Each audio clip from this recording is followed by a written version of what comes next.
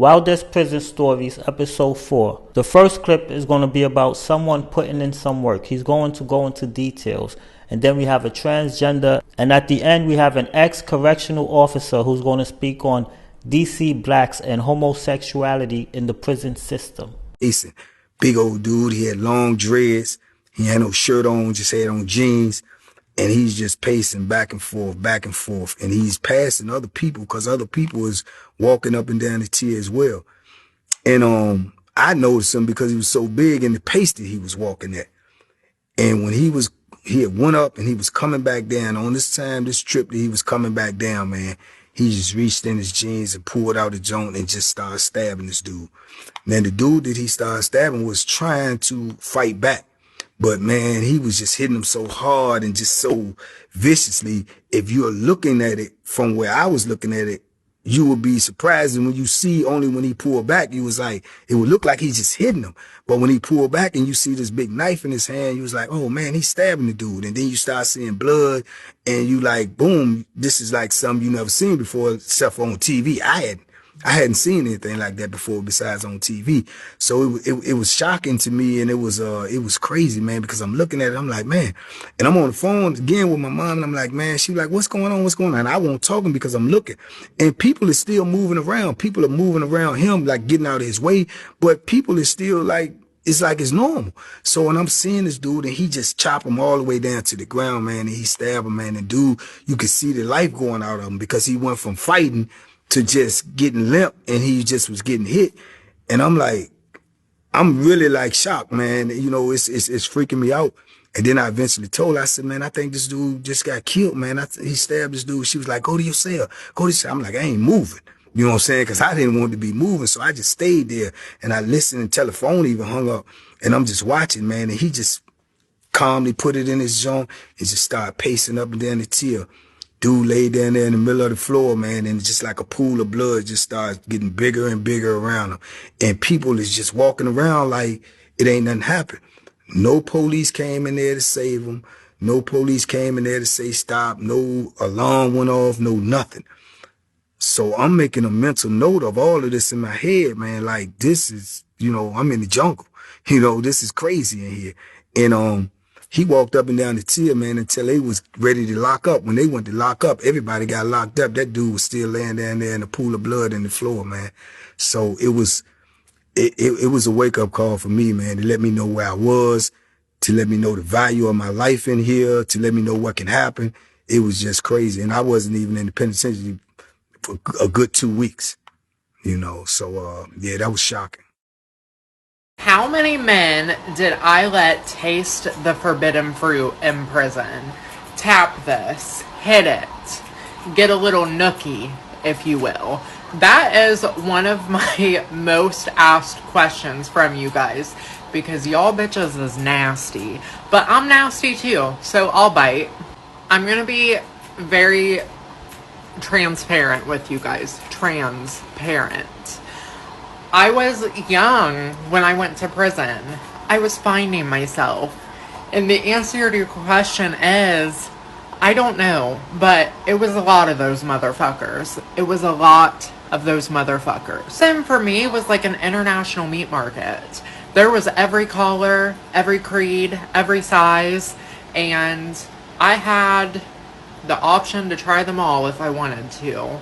And I tried a lot of them. Let me put things into perspective for you.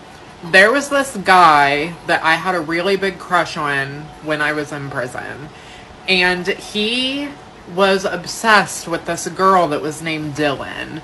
And I was prettier than Dylan. I was much more passable than Dylan. And I remember saying to him one day, why do you like her so much? I see the way that you look at me. I know you're interested in me, but why do you give all of your time to her?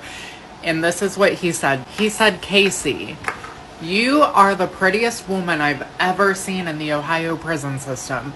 But Dylan is like a unicorn. She's hard to get. She doesn't just have anybody in her bed. And you are like a Snickers. Anybody that's hungry can have a bite. That's what this man told me in prison. And I would be lying if I told you that he was lying. I used prison to really explore myself as a woman and find myself. Prior to being in prison, I was on drugs for a very long time in those streets. I had never got to explore myself and find myself. In prison, I used that as an opportunity to do it. So the answer to this very famous question is, I don't know. It was a lot of men. And it just is what it is. I made the best of my time and I explored myself, but I also missed out on opportunities with people that I was actually interested in because I was so openly promiscuous in prison. I also used my body as a form of currency while I was in prison. There was no shame in my game. I grew up using my body as a form of currency. Why would I change that whenever I was in prison? And even after I got out of prison, when I was doing spicy content, I was using my body as a form of currency to earn my coin. I obviously, since getting out, am not promiscuous. I'm settled down and I'm content. But I don't think that there's anything wrong with a woman or a man exploring themselves during their life and finding out who they are. You have to kiss a million frogs to find your prince. I love you guys. Hey guys, welcome to Story Time. When I was a correction officer back in the 90s. Let's talk about it. Okay guys, so someone asked me a question. Do I think all inmates engage in sexual acts? Let's talk about it. Okay, my opinion only. Me doing working in corrections for 8 years, I've seen it.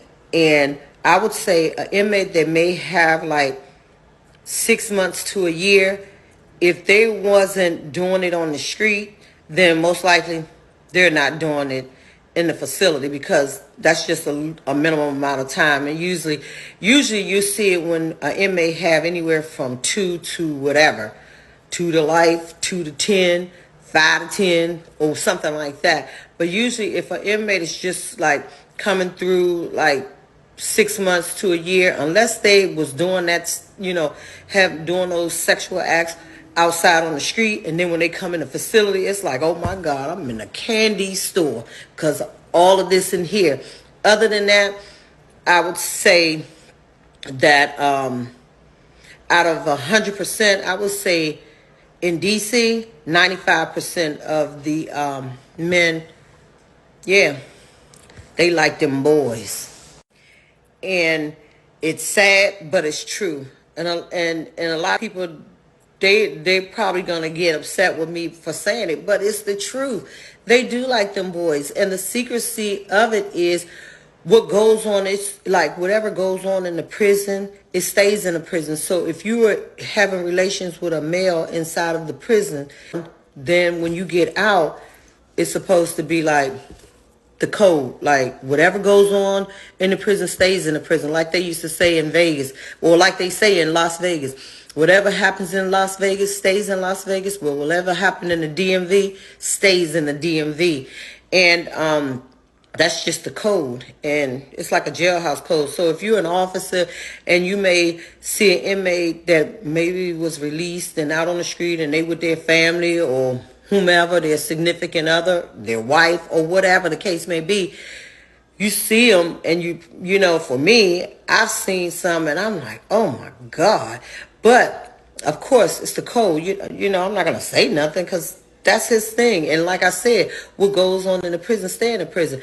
That's why you will never hear a lot of you're never gonna hear where officers or inmates, when they get released, saying, oh, he was doing this when he was locked up, or he was doing that when he was locked up, because they're not going to do no shit like that, because it's a code of silence. Once you in the institution, it stays there. When you leave that institution, it stays there, and that's it.